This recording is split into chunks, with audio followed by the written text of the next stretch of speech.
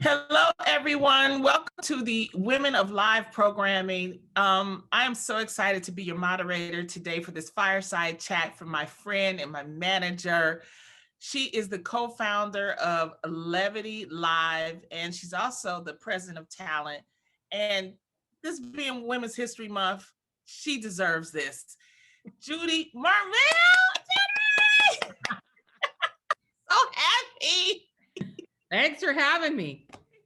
Judi, there was a wonderful article about you in Polestar, which details how you've been handling the pandemic as a president of talent, also co-founder of Levity Live. And I encourage everyone out there to please read that badass article about you, how you handled it. But before we get to that, I want to start from the beginning. First of all, you and I have been friends and we've been working together for over 20 years. I can still remember us, with Star Search, you were booking it in Aspen. But let's go all the way back. Colorado Springs, baby. Yes. CS, where you started. Let everyone know, how did you get into this business? I always loved comedy. I loved stand-up comedy. I loved all the Norman Lear sitcoms. I'm a child of the 70s, and that was a good time for comedy. And I love live entertainment. And living in Colorado Springs, there's not a heck of a lot of entryways into the entertainment industry, needless to say. But right out of high school, there was a comedian and a businessman named Jeff Valdez who opened a club called the Comedy Corner. And it was in an old 7-Eleven in a strip mall, and it was anchored by a Burger King. So, it was premium. And it was the 80s, and it was happening, and comedy was booming, and they had everybody through there. And so I started out, I said, I want to be in this. I want to do this. And he put me to work as the door girl. And so I would sell tickets at the door, and I would check coats, and then I'd go sit in the back of the club. And by the time I got all that done, I could still watch part of the feature and all the headliner before I had to give people their coats back. And it was just an amazing time. And then from there, I grew to the girl that would go grab the talent for press and take them to morning radio. And, if you've ever had to wake up a comedian out of their slumber to get them down to get them to radio, that's a good way into the business. And just decided that I could build my business from there. And it was prior to the internet, so there was no Googling something. And I would go to the public library, and I would literally get the yellow pages out, and I would go through the yellow pages looking for different venues that I could do comedy nights in. Wow. And so you started doing your comedy nights and building up on that. What were you looking like? What type of comedians did you think at that time was interesting to you? I always loved people that really had that, fully embraced your First Amendment rights. Like, yeah. I was a huge fan of everybody from Richard Pryor to Joan Rivers to Sam Kinison to Bill Hicks. I just loved anything where you were like, that's something you can hear in live comedy that you'd never hear on TV, you'd never see in film. And I think in this day and age, that's why it's going to be stand-up comedy is going to be more important than ever, is because it's the one place that you can truly have, freedom of speech. And I think at that moment in time, I sort of embraced all of those different genres. Is that what led you into, looking at it as a career? Because when you were in Colorado Springs, did you think, okay, I'm going to make a career of this? I mean, what was your thought process back then? I don't know, I want to say maybe 16, 17 years old. And I watched a movie called The Idolmaker, and it starred Ray Sharkey. And it was about this guy that could make matinee idols out of like boy band singers. And I'd never seen anything like it, but he did everything. He found these guys, he groomed them, he put them in teen magazines, he got press, he toured them, he did everything.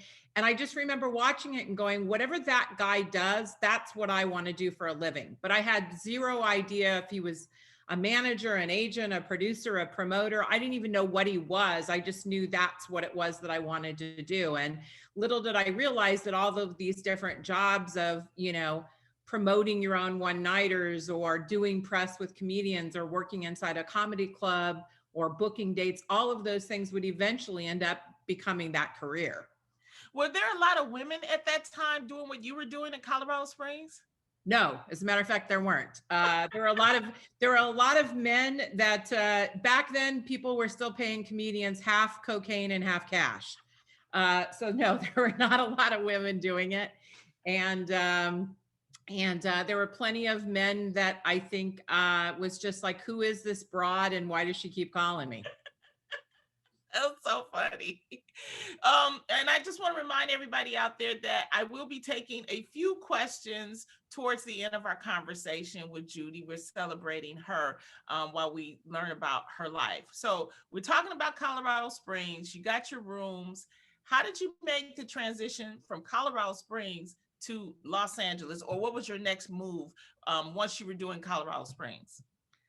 Well, the big move was a comedian called me and wanted to work some of the rooms that I booked in Colorado, and I didn't know who he was. And I asked my boss at the time, Jeff Valdez. I said, this guy calls and he says he's a writer for USA Today and he's a comedian. He wants to work the club. Should I book him? And Jeff says, yeah, he's a good guy. He's a funny guy. He does political satire. You should book him.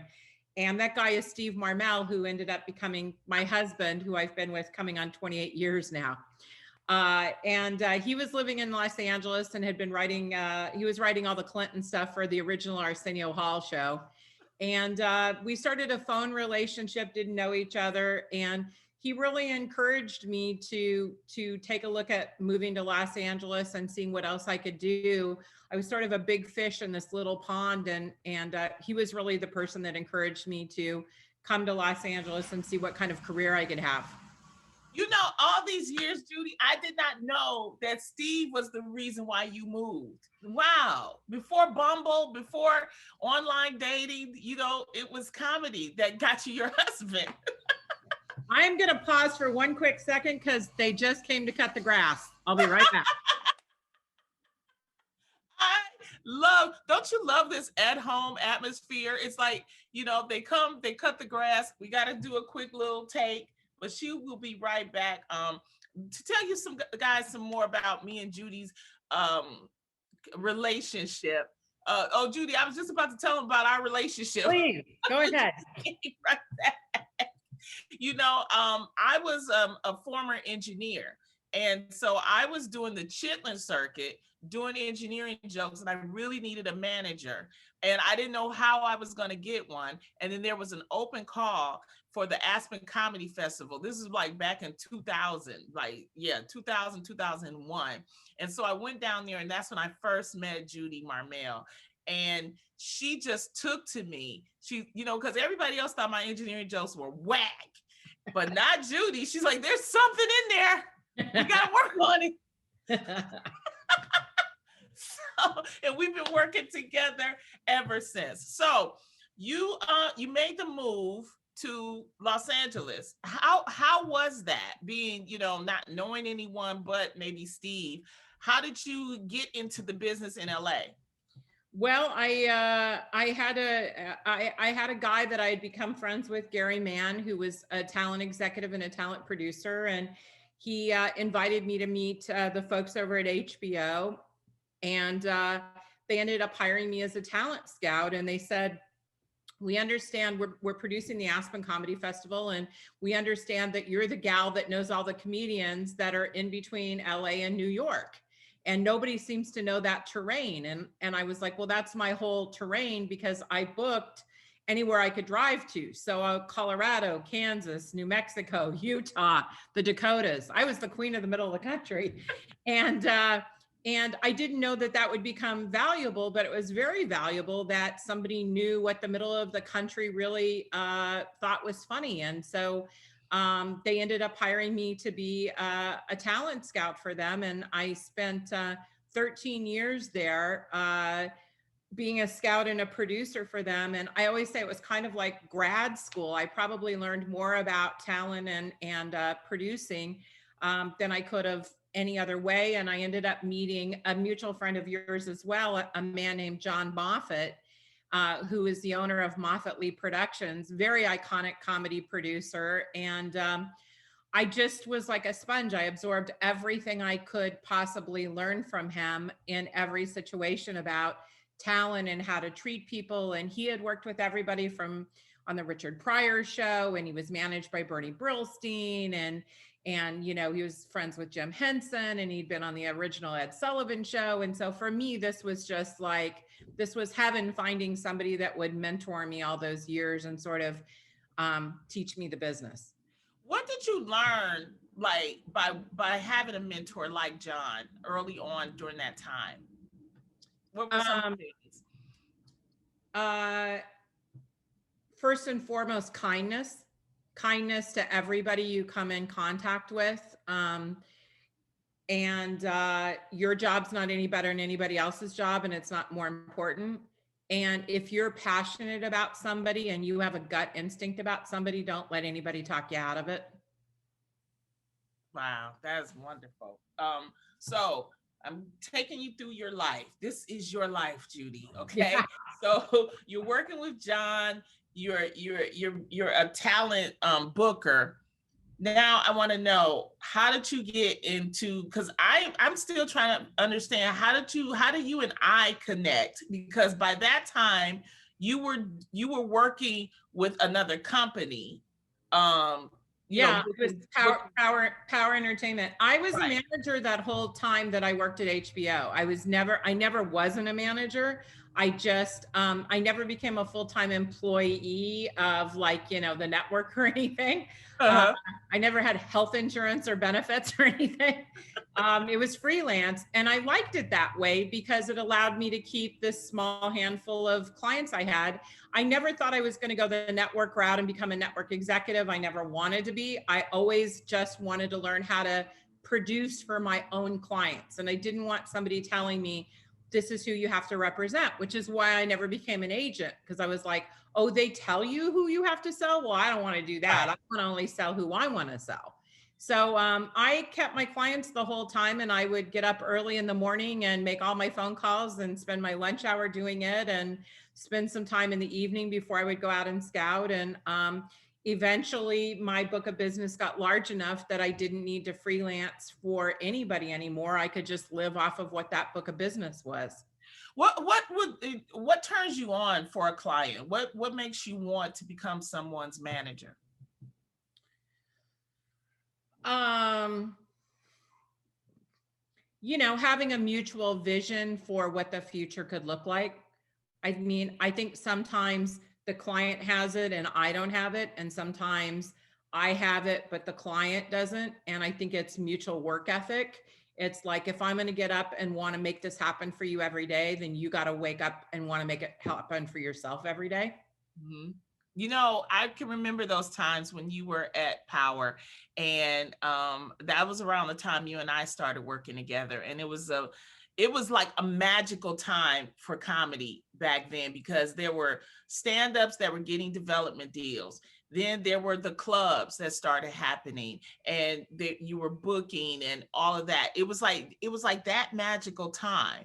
And then something happened where you left Power, and you called me one day and you said, I'm going to be working at my house. Yep. So can you kind of explain to people, like, what happened with that transition, and how, what made you say, I'm going to work for myself? I was partners with a couple of people. One of them I loved and one of them I didn't love. And the one I loved is Robert Hartman, who is still my partner today and is a dear, dear friend, and has been a great guy, and is self-made just like I am. And so I just said to him, I said, life is too short. I had just gotten married, and I was like, I want to be happy, and I'm not happy here, and I don't like the way that I'm being treated. And I said I would just rather bet on myself. And I remember leaving and packing all of my boxes, and I remember calling my clients, and you were the first person I called, and I said, I'm starting over. I'm going to work from my house, and I don't know what it's going to look like. And by the way, for those of us counting, that was 16, almost 17 years ago. that happened. And I remember you were the first person that said, I'm in. I don't care. And I remember the dogs barking in the background every time FedEx would drop something off, and it was way pre-Zoom, and it was pre all of that. And you were there from the very beginning. And from that, that's what birthed Levity. That was how Robert and I birthed Levity. He was working out of the office above the Melrose Improv with Aaron von Schoenfeld, our head of talent. They were down there doing that.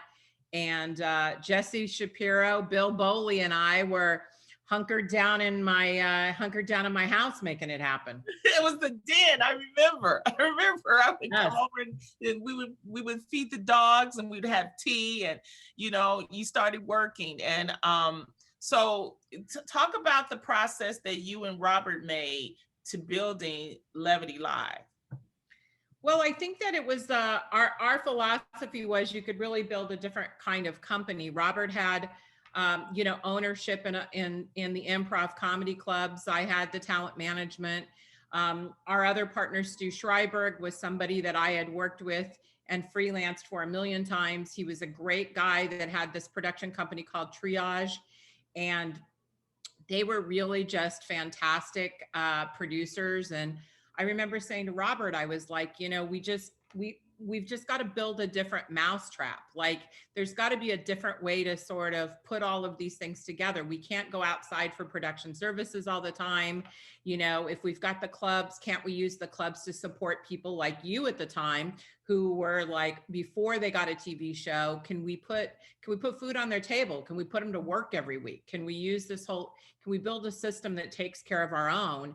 And so that was really the impetus for doing it. And interestingly enough, Erin von Schoenfeld, our head of talent, who's a partner, she was one of the very first people that I met when I came to Los Angeles. She was a waitress at the Irvine Improv. She had made her way up through the ranks. And she's actually the one that's greatly responsible for a lot of it happening, because when Robert was talking about building a company, even back when it was Power, and he was talking about who should I be in business with, she was the one that said, well, this Judi Brown girl faxes, get this a second, she faxes her avails for her clients in before anybody does every morning. So she seems like she's probably got it going on. And she was really the impetus. She was the impetus for me really meeting Robert and that really coming together. And so she's my partner, and she's just a dear, dear friend. And she, again, embodies everything about fearless women in this, that have a love of talent and also sort of just this undeniable work ethic. So you start building up Levity Live with Robert, with your whole team of people. What were some of the early on challenges that you guys faced? Look, I think one of the things that was really amazing that we did was we weren't afraid to bet with our own money. It was the boom of the DVD business. It was the boom of Comedy Central. And so we really sort of created this model with Stu Schreiberg and his producing team, since we're all now one company, which was, let's make stuff that we believe in. So we went out and we deficit financed a bunch of specials very early on. And those specials were those specials were Sebastian Maniscalco, those specials were Bert Kreischer, those specials were Gabriel Iglesias, they were Jeff Dunham, they were Daniel Tosh, really some just fantastic people through all of that. And we would deficit finance them, and then we would license them to Comedy Central and or Showtime, and then do a DVD model with it. And it broke a lot of careers. So I think that was a very innovative way to break comedians at that point in time. Yep, it definitely did. What would you say that when you because Levity just started expanding, how did you control it so that it still feels like you're a personal manager to everyone? Well, it starts with the fact that, and we jokingly said this, but I remember when Robert and I first picked the name Levity, We had just been through a pretty bad breakup with our other partner. And it was like, we're in the comedy business to laugh and have a good time. We need something that says that. And that's where the name Levity came from, was that conversation. But I jokingly said, let's have a no asshole policy. Let's don't hire anybody that's an asshole. Let's don't partner with anybody that's an asshole. And let's don't represent anybody that's an asshole. Hey, there's a concept. Oh, they come in and they're worth all this money and we should be so happy to be in business with them. Oh, they have a horrible reputation. They yell at assistants. They're nasty to people. They're nasty to the venue people. I was like, no, let's just don't take their money. Let's just don't do that. Like, life's too short. Like, let's just don't go there. And so jokingly, we said that from the get-go. And I got to tell you, every single artist that we have represented, every comedy club manager, every food and beverage person, every client, everybody, it's literally been like, okay, so if you're an asshole, tell us now, because you don't fit with this group at all. And it's been very much nurtured to feel like a family business, in the sense that all of the owners are still in it, doing it every day. And so there's a lot of quality control in it. But I think that if you look at our staff from top to bottom, no matter who you talk to, accounting, production, post, live, any of them, they're some of the most decent, quality, hardworking people, creative, talented people you'll ever meet. But come on, let's be honest, Judi. Comedians can have egos and fragile ones. How? Do you think being a woman that helps you to deal with it better, or how do you deal with it? Well, first and foremost, I don't have any children. I have clients. So that'll probably tell you something. I have two very spoiled little dogs and a lot of clients. I'm blessed that I don't have children to take care of. I'm blessed that I have a husband that is unbelievably supportive, that's also in this business, that understands that it's a 24/7 gig. So I am up for the late night calls. I'm up for the weekends. I'm up for being out on tour. I'm up for being out on location. And I think the thing that really keeps me going with it, honestly, is this is the career and the job I always prayed for. This was everything that I ever set out for. I always say God's dreaming a bigger dream for me than I dreamt for myself. And so I feel like there's a lot of responsibility that comes with that. And the responsibility that comes with that is to get up every day and say, I'm going to do the very best job I can for those people, because they're counting on me. They're counting on me to pay their mortgage. They're counting on me to pay for their kids' college. They're counting on me to do the best I can every day. And I think it's my faith and it's my appreciation for what I have that probably keeps me going, and it keeps me from being tired of it. So now we got Levity. We're booming. Loni's got her show on TV. She's got her Emmy. Sebastian's over there selling out Madison Square Garden. Who would have thought my friend Sebastian would do that?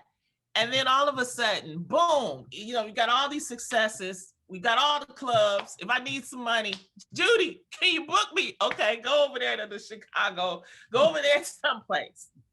And then this damn pandemic hits. Tell us how hard it has been on you and your company since this pandemic has hit. It took our breath away, just like it did everybody. Our doors have been shut in our clubs, over a year now. So, that's financially very devastating. Our clients, were waking up saying, how in the world what do we do now? Like, our whole self-worth is being on stage every night. How do I, who do I talk to? Where does it all come from? And I think we just learned and got through it together. And again, I think that close knit, we're all in it together culture that we had set up so long ago, I think it really served us, because people felt like we're going to get through this together. I remember multiple times my staff saying, what do you think is going to happen? And I was like, and honestly, it was so funny. I said, the only thing I can compare it to in my lifetime is 9/11. That's the only reference point I even had for the world shutting down and being like that. And I was like, I don't even really know how to articulate. I was like, we're going to get up every day and we're just going to do the best job we can. And we really stayed tight as a group. We had multiple Zooms all the time. We shared our lives together, and it wasn't just business. It was, you know, the challenges of the kids and the dogs and the husbands and the, you know, and paying the bills. And it was the good and the bad and the uncertainty. And it was experiencing it all together and living through all of it together to be able to say, we know there are blue skies ahead. Let's just stay in this together and do the best we can together. And I think that we really approached it that way with our clients and our employees. And we're finally at a place where there's some blue skies. Finally. So let's talk about the fact that one of the things that you did that was different was with Bert Kreischer and the drive-ins. And you can read all about it in the latest Polestar. But let's just touch on that a little bit, because I think it's so fascinating that you had to encourage Bert, out of all people. He got Kofi and you had to encourage him. How did you do that? And how successful was that? And how surprised we were that it was so successful? Look, I think he was the first guy that said drive-ins. He said drive-ins, like, I don't know, probably he said drive-ins March 10th or something. He said drive-in before anybody said drive-in. I think with him, he's a unique artist. And, you know, I always say he's the Jimmy Buffett of comedy. Like, you know, he's a lifestyle brand. If you buy into it, you buy into it. Right. And Right. I think we knew that it was going to work. And I think, you know, I think that the good news with my clients are that they're willing to take the risk, because we surround them in a way to say, if it doesn't succeed, we got you, and we'll pivot off of this. And it became wildly successful. And I think that he was one of the few comedians that realized he could play indoors or outdoors, probably for the rest of his career. With his shirt off. With his shirt off, absolutely. Love Bert. What do you say lies ahead for the business, especially, you know, the live side of business? Are things looking up? What are your predictions? My predictions are comedy is the high card, and it's going to be on like nobody's business. The live ticket sales in comedy, they never went away. Even when the venues were smaller, you know, Taylor Tomlinson's playing under a freeway ramp in Philadelphia for 21 shows. It's like, it didn't matter if it was big or small. It was one of those things where it was literally like, people craved that common experience of being able to laugh and be able to experience that. And so on all of the tickets that we have coming up this year, like, the demand is very, very much there. And again, I also think that there's pent-up demand. And I think in a world where there's so much about, what you can say and what you can't say, I just think live comedy, there's a type of live comedy for any kind of consumer and any kind of fan. And people are going to get out and want to laugh. And that is going to be some ointment to heal all of our souls over the last year that we've had. And I think comedy is going to be alive and well for many years to come.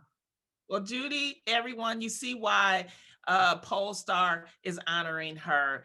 She's been working hard. She's a shining example of what women can do. And I am so proud to call you my manager, but mostly I'm very proud to call you my friend. Continued success, Judi Marmel. And thank you so much for this fireside chat and letting me do it. Oh, couldn't be anybody but you.